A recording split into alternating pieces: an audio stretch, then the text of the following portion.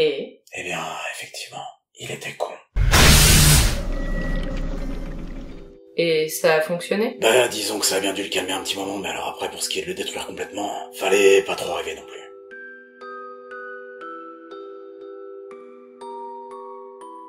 Bref, suite à cette petite grillade improvisée, j'ai comme qui dirait repris ma route. En même temps, c'est pas comme si j'avais non plus grand chose d'autre à faire. Chercher en vain mon chemin à travers ce foutu complexe qui ne paraissait jamais en finir. Et puis c'est là, au hasard d'une porte, que je suis encore tombé nez à nez avec cette foutue statue. Sauf que cette fois-ci, le danger ne venait pas spécialement d'elle, mais plutôt de l'escouade qui semblait l'avoir récupérée. Vous voulez dire qu'ils vous ont tiré dessus? À l'époque un peu, j'ai eu à peine le temps de faire demi-tour que je pouvais déjà sentir les balles passer à ça mon crâne. Enfin, de toute façon, il était clair qu'il ne valait mieux pas trop compter sur eux pour me sortir de ce merdier.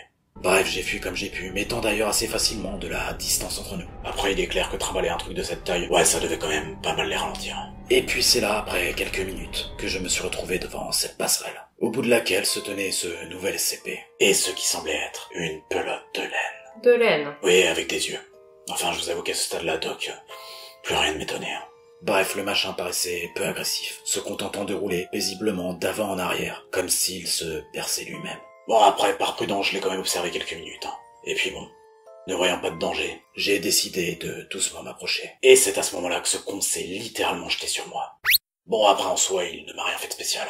Par contre, c'est suite à ça qu'il s'est mis à émettre une musique classique, du style Beethoven, vous savez. Mais alors, un niveau de décibels, Doc, à vous décoller les tympans. Enfin après, ça aurait pu être pire. Il aurait pu me passer du Joule, par exemple. On m'appelle l'OVNI. Bref, je me suis vite fait engouffrer dans la porte derrière lui, avant de devenir complètement sourd. Sachant déjà qu'après seulement quelques secondes d'écoute, je me suis tout de même tapé des acouphènes pendant une bonne dizaine de minutes. En soi, c'était sans doute son moyen de défense, John. Certes. Et c'est là que je suis arrivé devant ce qui semblait être une énorme salle de contrôle, avec une large vitre derrière, donnant sur ce qui ressemblait à un gigantesque cube d'acier, ou je ne sais pas trop quoi. Tandis que l'écran de contrôle, lui, me dévoila un de mes camarades, ligoté certainement à l'intérieur du dit cube. J'ai alors checké le tableau de bord et actionné un premier levier, qui eut pour effet de faire descendre la prison d'acier. Puis un second qui, d'après l'écriteau, me permettrait d'entendre mon malheureux camarade. Et ce qui fut effectivement le cas. Le pauvre suppliait que quelqu'un lui vienne en aide, la voix déformée par ses sanglots. Mon Dieu, quelqu'un, s'il vous plaît! J'ai tout de suite pris pitié, bien évidemment, et tenté de trouver un moyen pour le libérer. Seulement, je n'allais pas tarder à avoir de la visite. Il est passé par ici. Les voix se rapprochaient dangereusement. Mais bon, je ne pouvais pas non plus me résigner à le laisser à son triste sort. Et c'est là, dans ma précipitation, que j'ai commis une erreur. Pourtant, c'était bien marqué que ça lui briserait le fémur. Je n'ai pas fait gaffe, je voulais juste le libérer, vous savez. Mais bon, ne sachant pas comment faire et avec le stress. Ouais, j'ai appuyé un petit peu n'importe où, sans réfléchir. Mais je ne comprends pas.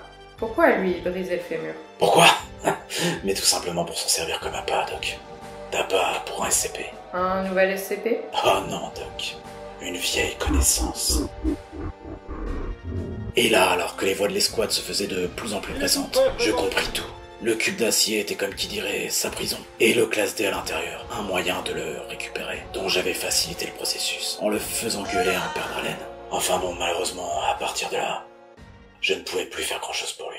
Je mis ma culpabilité de côté, et tout en me hâtant de quitter la pièce, réactionner le premier levier, afin de faire remonter le cube, et par la même occasion, je l'espérais du moins, me débarrasser définitivement de ce foutu cadavre. Cadavre dont je finis d'ailleurs, après tout ce temps, par connaître le numéro en sortant de la salle. Le numéro 106. Et apparemment, cette fois-ci, de classe Keter.